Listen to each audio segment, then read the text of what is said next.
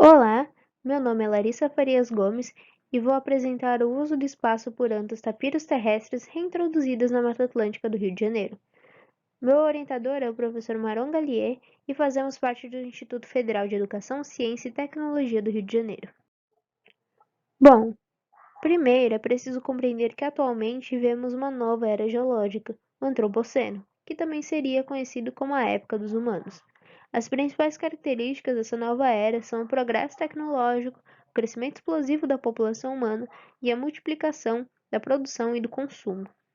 Como consequência disso, estamos vivenciando também a crise da biodiversidade. Nesse momento, estamos vivenciando um fenômeno global conhecido como a sexta grande onda da defaunação, que seria a perda massiva dos animais silvestres. E extinções de espécies gera perda de interações ecológicas.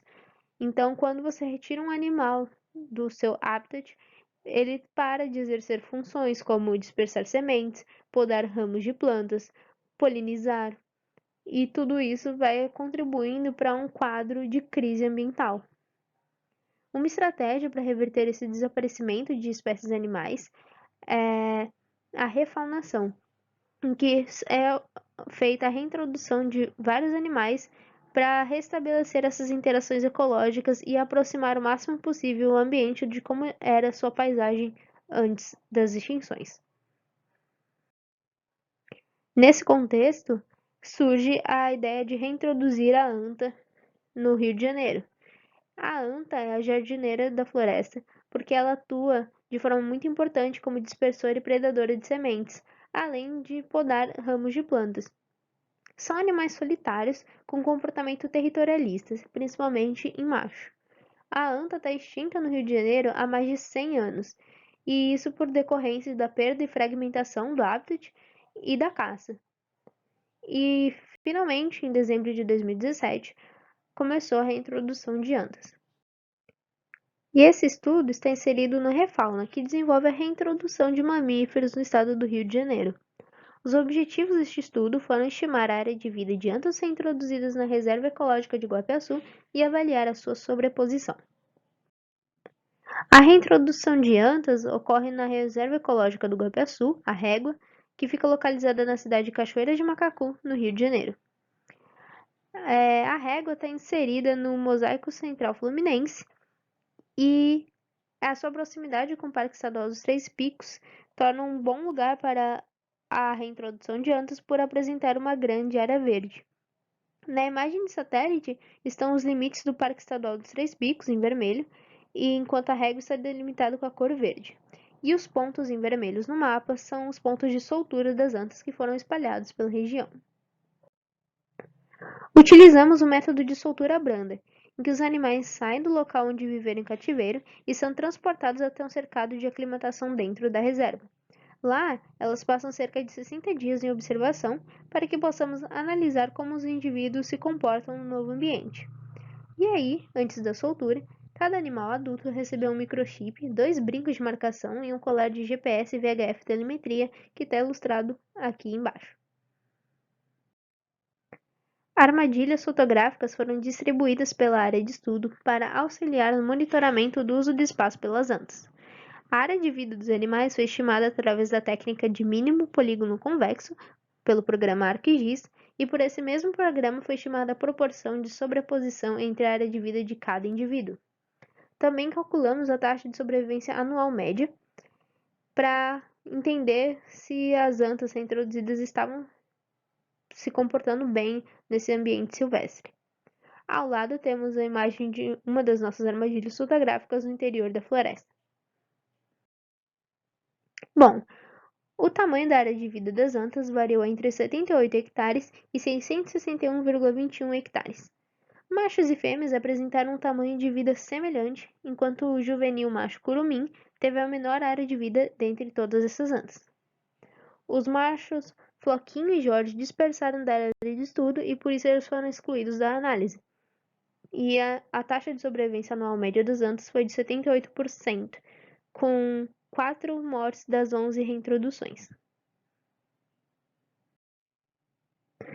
Nessas imagens de satélite, nós temos o mínimo polígono convexo gerado pela movimentação de cada anta e os seus registros por armadilha fotográfica e telemetria. Todas essas imagens foram produzidas no programa ArcGIS. Bom, foi identificada uma alta taxa de sobreposição da área de vida de antas tapiros terrestres reintroduzidas.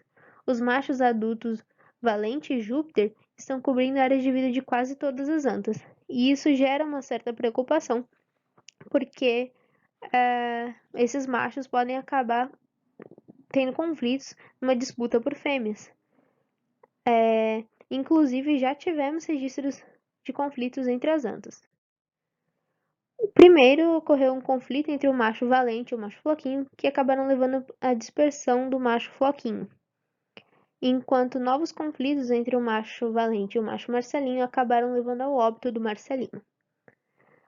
Na imagem ao lado, nós temos o Parque Estadual dos Três Picos, em vermelho, e o cercado marcado em verde, onde os animais ficam. O floquinho ele dispersou dessa região do cercado e ele foi avistado por populares em que esses registros foram marcados em branco no mapa, e a última vez que ouvimos falar dele foi em junho de 2019. Os conflitos entre machos, eles podem acarretar nesse problema em que existem antas que deixam de ficar numa área em que elas podem reproduzir com outras fêmeas, e também pode levar ao óbito.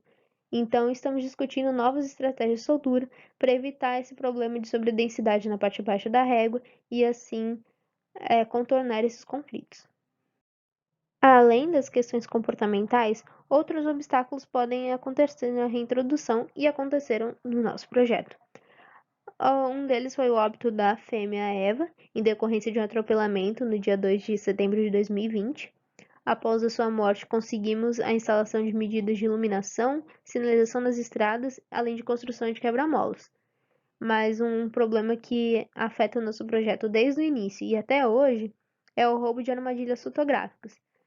A perda de equipamentos gera um custo para que eles sejam repostos e também dificulta nossas análises porque temos perdas de dados. Para evitar isso, nós fazemos um trabalho contínuo com a comunidade, para que elas entendam a importância do que a gente está fazendo e não roubem ou obstruam as câmeras. E apesar dos percalços, nós acreditamos que a formação de casais entre as antas reintroduzidas no momento da soltura podem favorecer a reprodução dos animais.